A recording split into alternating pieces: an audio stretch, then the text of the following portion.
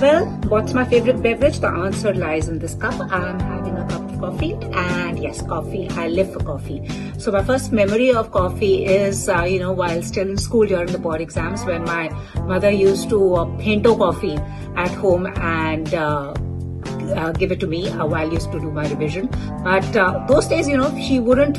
I mean, coffee was like ration during exam times because they said, daily intake of coffee is not good, and I was kind of like waiting to grow up when I could just down cups of coffee. But I don't have more than 2 cups of coffee a day because one should not OD on caffeine. But I love that paint hour coffee, which they used to call Desi Espresso. And that continues to remain my early morning staple because after my workout, I have to have that paint hour coffee. But my second cup is usually a cup of black coffee, cappuccino, a frappuccino, and ice blended mocha shake depending upon the mood. I mean, where I am, if I've walked, the other day I walked some 20 kilometers, so I owed myself a frappuccino. I felt, it was really nice. It was a warm day as well. So yeah, and what I really like is when I travel, I like to savor the local coffee. Like in Singapore, I love the kopi C. That's coffee with condensed milk and sugar. And while I was in Vienna, so I had, the typical Viennese coffee with sakatote. And while I'm in London, I will have a cappuccino. And I like artisanal coffee shops, because I do have my favorite chains as well, but I like to visit the artisanal coffee shops, cafes as well. So it actually depends, where I am, but I like to savor the local taste. Like my paint hour coffee, I think Brew makes the best paint hour coffee because it's got that nice chicory taste. And a particular brand, actually, I'm pretty easy, but I have my favorites. Like in Delhi, I love the Blue Tokai iced cappuccino, and I even enjoy the cappuccinos and also use the Blue Tokai beans at home. Other than that, I love the coffee bean and tea leaf iced mocha shake. That's the best. And also I have my favorite coffee joints when I'm abroad. So I like Cafe Nero, like the local chains. Other than that, I like to also try the local and the coffee boutiques. And yes, I live for coffee. And do I carry some coffee with me? I carry this Korean premix with me when I am traveling around sometimes, because if I'm on a flight also, sometimes you get terrible coffee on the flight. So these are these Maxim coffee which you see a lot of them in kdramas. I actually carry those because they're rather simple to make and easy. So what is my thought process when it comes to collaborating with stars and influential people? Because it actually is very, it depends. Usually they are accessible when they have a movie to promote, or they have done something, they have a project and there's something they want to speak about. Or there's an event, but there are many times that you actually want to reach out to them just like that also. That gets a little difficult in this day and age because everything has become, earlier it was very easy to reach out to the star. You would message and they had one manager, you speak to the manager. So there was an accessibility. But now you have to go through, I don't know how many layers. It's just like a ladder.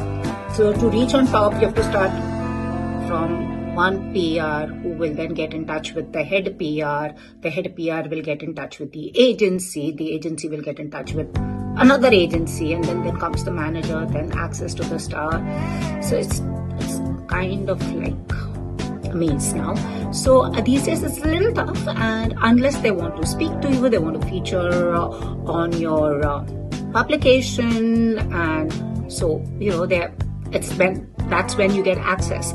And so it's a lot of hard work, and you can ask anyone who works with the star, behind the scenes also and on the scene also, the journalists. It can be pretty stressful, but it's also very enjoyable, so I'm not negating that.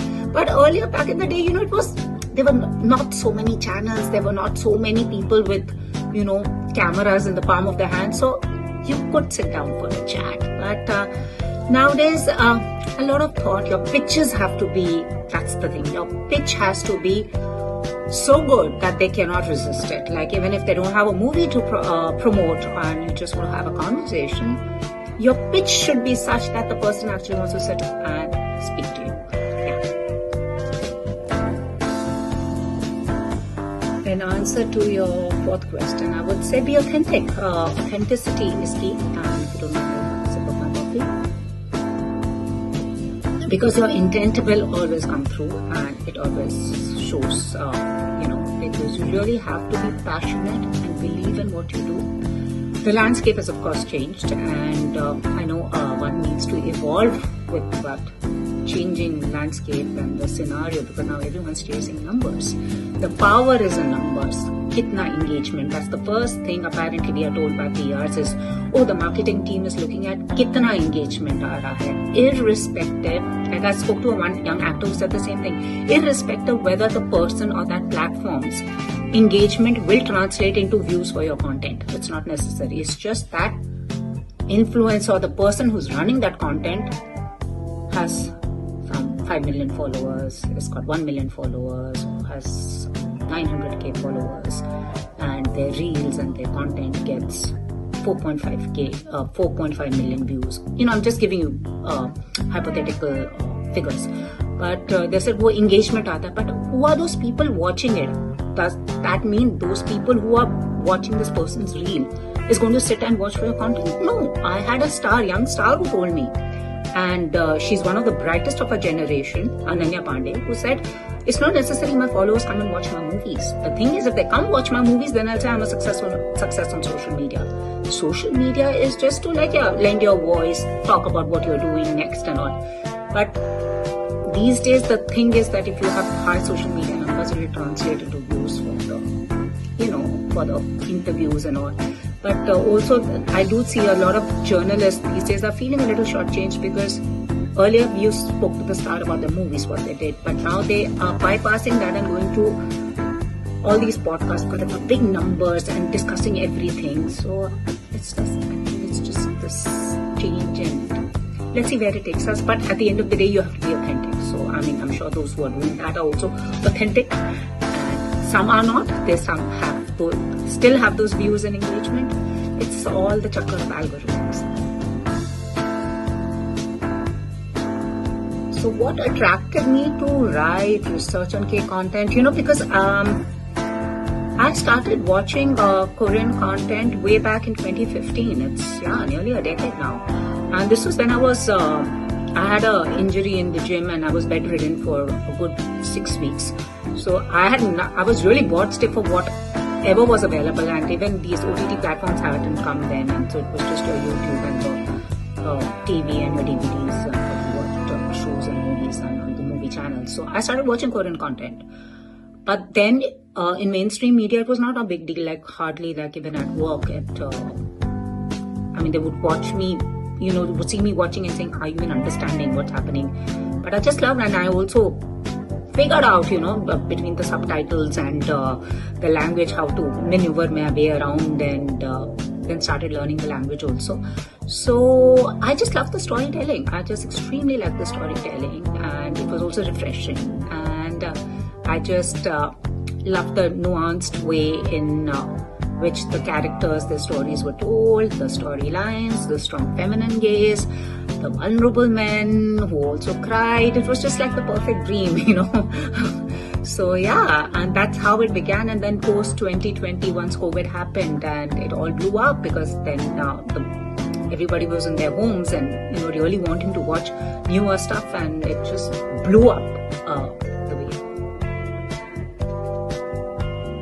What advice would I give is, again, coming back to be authentic, believe in what you do, and there's no shortcut to success. There is really no shortcut to success, because sometimes I have these young reporters and aspiring journalists who, and some just want to get into it because they want to host and do interviews. In our time, it didn't come easily. My first TV interview came in after a really long time, because first you were given small stories. So first you followed and shadowed a senior journalist, then you were given shorter stories to do, then you got bigger stories to do, then they felt that you were confident enough to take it forward, that you sat down and did the interviews. So, you really need to know about the stuff and the beat you are in. It's not like, as I was saying, these days everyone is doing everything. So, like the term influencer, somebody was saying they're even giving you diet hacks. They're also talking about what works. They're also giving cricket commentary. They're also film critics. They're also giving you political statements. It doesn't work like that. Everyone has their speciality, and great if somebody knows everything, but I just feel everyone doesn't know everything. So be authentic and research. It's not that nowadays they have a lot of tools. They have Google. We belong to a generation that can have all that, and they have now Chat GPT, which also helps. But you need to do research. You need to be invested in what you do, really, because you're going to leave a legacy behind. It's your legacy. Your stories are your legacy.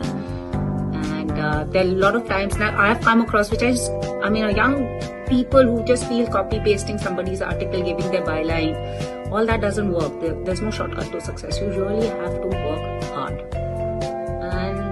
and be passionate. And sometimes it takes time, because success is not instant. It doesn't happen like this. There's a lot of hard work involved. Luck also plays a factor.